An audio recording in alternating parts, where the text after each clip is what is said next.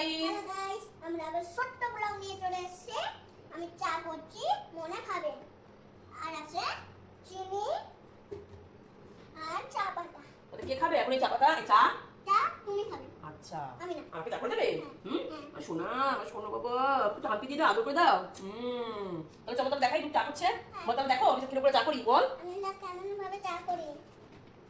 বল দাও, দাও চা দেবে আগে। হ্যাঁ। দাও দাও দাও, হ্যাঁ খোলো।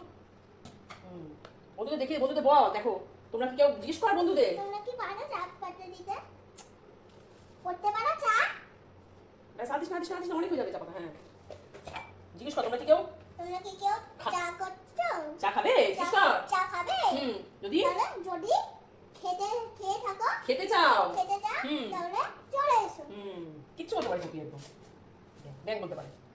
দিয়ে একটু চিনি দে, দেখো চিনি দিচ্ছে, দেখো এই চা বসিয়েছে, দেখো চা বসানো হয়েছে, চা পাতা দিয়েছে, চিনি দিচ্ছে, চিনি সব ফেলে ফেলে দিয়ে একাকার করেছে, আমার কাজ বাড়ি দিচ্ছে।